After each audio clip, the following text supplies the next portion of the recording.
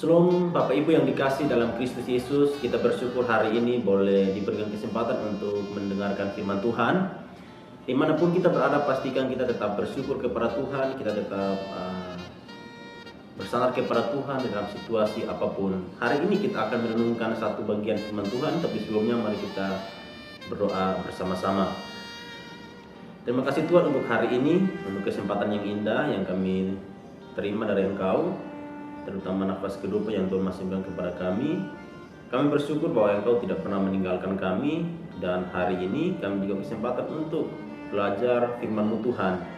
Kiranya melalui firman Tuhan ini kami dikuatkan, kami diteguhkan hati, dan kami juga terus berharap dan bergantung kepada-Mu Tuhan. Hari ini kami sungguh bersyukur bahwa Tuhan itu baik bagi setiap kami, baik dalam keluarga kami, pekerjaan kami, dan semua aktivitas yang kami lakukan. Kami percaya bahwa firman-Mu yang menegur kami, mendidik kami, mengajar kami supaya kami tetap setia kepada-Mu Tuhan sampai akhir hidup kami. Terima kasih Bapa, anak-Mu yang akan menyampaikan firman-Mu kiranya menjadi berkat bagi setiap orang yang mendengarkan. Dan juga kami percaya bahwa kasih Tuhan tidak terlepas dari pemberitaan firman-Mu, dan Engkau selalu menyertai setiap kami di dalam renungan ini Tuhan. Kami berdoa menyerahkan waktu ini, kiranya kami tidak diganggu oleh kuasa kegelapan, kami tidak diganggu oleh roh-roh lain, tapi kami fokus kepada-Mu Tuhan, karena ada roh Tuhan dalam setiap hati kami, dan yang mampukan kami untuk menyerahkan telinga kami, hati kami untuk mendengarkan firman-Mu Tuhan. Kami siap mendengarkan firman-Mu hanya dalam satu nama, yaitu Yesus Kristus kami berdoa. Amin. Baik Bapak Ibu yang dikasih dalam Kristus, hari ini kita akan merenungkan satu bagian firman Tuhan, yaitu terambil dari Efesus pasal 2 ayat 13 dan ayat 14. Efesus pasal 2 ayat 13 dan ayat yang ke-14. Saya akan bacakan bagi kita semua. Lembaga Alkitab Indonesia memberikan judul Dipersatukan di dalam Kristus. Ayat 13. Tetapi sekarang di dalam Kristus Yesus, kamu yang dahulu jauh sudah menjadi dekat oleh darah Kristus. Karena Dialah damai sejahtera kita yang telah mempersatukan kedua pihak dan yang telah menghubungkan tembok pemisah, yaitu perseteruan. Demikian firman Tuhan. Berbahagia adalah kita yang mendengarkan firman Tuhan serta melakukannya dalam hidup kita hari lepas hari. Amin. Baik Bapak Ibu, tema kita hari ini adalah everlasting peace, atau kedamaian abadi. Banyak orang terus bekerja, berupaya untuk mencari satu kenyamanan di mana mereka akan merasa damai di sana. Misalnya orang di dunia pekerjaan atau dunia bisnis, mereka kadang menjadikan, tidak semua orang, tapi ada yang kadang menjadikan jabatannya sebagai satu kenyamanan. Di sana dia akan berusaha untuk memperoleh hati yang damai dalam bekerja misalnya. Dan juga melalui penghasilan yang dia terima setiap bulan atau income setiap bulan, dia bisa merasa nyaman dengan apa yang dia punya.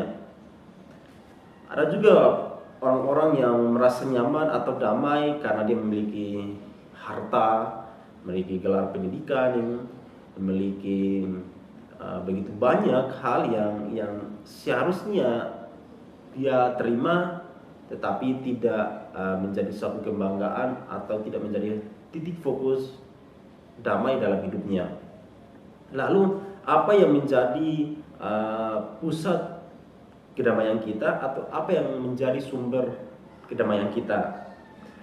Nah, bagian ini Rasul Paulus kembali mengingatkan bahwa kita itu harus hidup dalam satu kedamaian, atau hidup dalam satu kondisi damai yang abadi.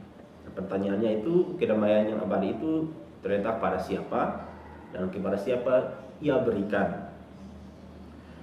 Rasul Paulus menuliskan surat ini kepada warga gereja yang berada di Efesus tentunya, karena dilatar belakangi oleh berbagai peristiwa di dalamnya, misalnya perseteruan atau pertikaian antara golongan Israel atau Yahudi dengan golongan non-Israel atau non-Yahudi. Yang disebut dengan non-Yahudi adalah mereka orang-orang Yunani yang tidak hidup dalam tradisi Yahudi, dan di sana orang-orang Yahudi menentang mereka bahwa mereka tidak akan selamat atau tidak akan disebut sebagai warga kerajaan Israel kalau mereka tidak sunat secara lahiriah. Tetapi Yesus mengajarkan bahwa sunat yang sesungguhnya adalah bukan sunat lahiriah tetapi sunat batiniah. Dengan demikian kedua kelompok ini, antara kelompok Yahudi dan kelompok non-Yahudi ini terjadilah perseteruan.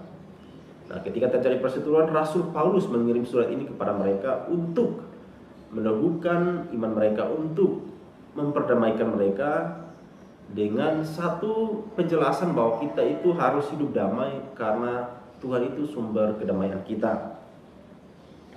Nah, tembok pemisah antara Yahudi dan non-Yahudi itu sangat jelas, di mana orang-orang antara Yunani dan Yahudi tidak bisa hidup berdampingan, tapi mereka hidup dalam satu perseteruan. Nah, Bapak Ibu yang dikasih dalam Kristus Yesus, perseteruan antara golongan Yahudi dan non-Yahudi itu sangat jelas karena orang-orang Yahudi atau orang-orang Israel hidup di dalam satu tradisi kepercayaan yang sangat kuat. Tadi saya sudah jelaskan bahwa bangsa Israel itu adalah bangsa atau umat pilihan Tuhan. Nah, bangsa Israel itu sangat terkenal dengan semua tradisi-tradisi itu mereka harus lakukan, dan mereka sangat terkenal dengan tradisi-tradisi, contohnya sunat. Nah, bagi mereka sunat adalah tanda keselamatan dan untuk memperoleh berkat. Jadi tanda keselamatan untuk memperoleh berkat. Lalu mereka juga mengatakan bahwa kewarganegaraan Israel itu adalah mereka yang bersunat, dan ketika orang-orang yang tidak bersunat maka mereka tidak termasuk dalam kerajaan Israel, atau mereka tidak masuk dalam warga negara Israel. Dan sunat juga adalah tanda kasih Tuhan, yaitu ada pengharapan untuk selamat. Jadi dalam kehidupan seperti itu, orang Israel sangat berpegang teguh pada prinsip hidup tradisi. Nah, ketika mereka hidup dalam suatu prinsip hidup tradisi, maka mereka akan menganggap yang lain itu adalah kafir, atau yang lain itu adalah orang-orang yang tidak berkenan di hadapan Tuhan, atau orang-orang yang tidak layak untuk menyembah Tuhan. William Barclay dalam tafsirannya tentang surat Efesus, dia menyebutkan ada 6 hal yang terjadi dalam kehidupan orang-orang Israel atau orang-orang Yahudi. Yang pertama adalah orang Yahudi punya kejijikan yang sangat besar terhadap orang kafir. Yang kedua, mereka berkata bahwa orang kafir diciptakan oleh Tuhan untuk menjadi bahan bakar neraka. Yang ketiga, Tuhan hanya mencintai Israel dari semua bangsa yang diciptakannya. Yang keempat, orang Yahudi tidak diperbolehkan membantu seorang ibu kafir yang akan melahirkan, karena hal itu hanya membawa orang kafir lain masuk ke dalam dunia. Yang kelima, kalau seorang Yahudi menikah dengan orang kafir, maka keluarganya mengadakan upacara penguburan, karena kontak semacam itu dengan orang kafir dianggap sama dengan kematian. Yang terakhir atau keenam, orang Yahudi yang masuk ke dalam rumah orang kafir menjadi najis. Nah, ini adalah 6 poin penjelasan atau tafsiran yang dijelaskan oleh William Barclay tentang kehidupan orang-orang Yahudi atau orang-orang Israel yang masih berpegang teguh terhadap tradisi. Kemudian mereka memandang orang-orang yang bukan satu golongan dengan sebutan kafir, atau orang-orang yang najis, atau orang-orang yang tidak layak untuk mereka bertemu dengan mereka. Nah, Bapak Ibu yang dikasih dalam Kristus Yesus, dalam situasi seperti itulah Rasul Paulus mengirimkan surat kepada mereka yang berada di Efesus. Ayat 14 dikatakan, karena dialah damai sejahtera kita. Jadi damai sejahtera yang sesungguhnya itu bukan karena hidup dalam satu kepercayaan tradisi yang harus dilakukan, tetapi sumber kedamaian itu hanya berasal dari Tuhan Yesus. Nah, sehingga setiap orang yang hidup atau telah percaya kepada Tuhan Yesus tidak lagi bergantung kepada adat istiadat yang kemudian merugikan diri atau orang lain, tetapi harus hidup bergantung kepada Tuhan Yesus. Dialah damai sejahtera kita. Tidak ada damai sejahtera yang terletak pada tradisi-tradisi yang merugikan sesama maupun orang lain, dan juga tidak ada lagi kedamaian selain di luar Yesus Kristus. Nah, kadang-kala orang-orang Israel dan juga pasti termasuk kita menganggap sesuatu yang tidak penting itu menjadi satu sumber kedamaian bagi kita sendiri, padahal itu sebenarnya mencelakakan kita. Nah, firman Tuhan ini kembali mengingatkan kita melalui kehidupan orang-orang di Efesus, itu orang-orang Yunani dan juga orang-orang Yunani, bahwa kedamaian kita yang sesungguhnya adalah di dalam Yesus Kristus yang telah mempersatukan kedua pihak. Jadi ayat 14 dikatakan bahwa yang telah mempersatukan kedua pihak, baik itu pihak Yahudi maupun pihak non Yahudi, dan yang telah merubuhkan tembok pemisah, yaitu perseteruan. Jadi tengah-tengah kehidupan mereka itu ada tembok pemisah atau pembatas, atau ada satu perseteruan yang tidak bisa dipersatukan kecuali dipersatukan di dalam Yesus Kristus. Bapak Ibu yang saya kasih dalam Kristus Yesus, kalau orang non Yahudi hidup di dalam perseteruan, maka sesungguhnya mereka tidak mau bergaul dengan orang lain, sehingga selalu berseteru. Nah, orang Yunani mereka selalu dikucilkan, selalu dianggap tidak layak untuk menyembah Tuhan. Sehingga dengan tegas Rasul Paulus mengatakan bahwa sumber kedamaian kita atau sumber sukacita kita sesungguhnya adalah di dalam Yesus Kristus. Nah, kiranya melalui pelajaran-pelajaran firman Tuhan yang kita renungkan setiap saat, kiranya menjadi kekuatan bagi kita, dan kita terus hidup dalam satu persekutuan, bukan dalam satu perseteruan atau dalam satu pertikaian. Bapak Ibu yang dikasihi dalam Kristus Yesus, kalau di negara kita Indonesia, tentu saja kita tahu bahwa kita hidup dalam satu keberagaman, baik agama, baik budaya, pola pikir saja sudah berbeda, dan juga bagaimana cara hidup untuk memandang orang lain harus sesuai dengan keberagaman kita. Tetapi justru dalam keberagaman itu kita mampu membangkitkan rasa saling menghargai, supaya kita hidup di tengah-tengah situasi yang sekalipun dianggap tidak penting untuk kita. Nah, kita harus hidup dalam satu kondisi di mana harus damai dengan semua orang.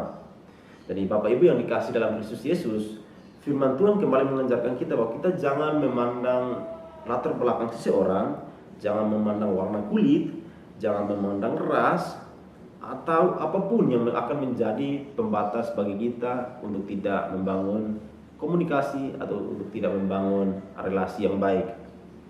Nah, melalui firman Tuhan hari ini, biarlah menjadi kekuatan bagi kita bahwa kedamaian abadi tidak terletak pada kekayaan kita. Kedamaian yang abadi tidak terletak pada jenjang pendidikan kita. Kedamaian yang abadi tidak terletak pada jabatan kerja kita. Tetapi kedamaian yang abadi itu terletak pada Yesus Kristus.